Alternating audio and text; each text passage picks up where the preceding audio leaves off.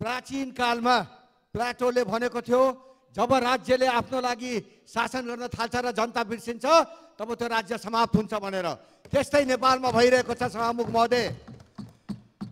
चैत 15 गते 3 कुनामा भएको घटना पनि राज्यको आतंकले त्यहाँ व्यक्तिको हत्याबाट व्यक्ति जलेको छ।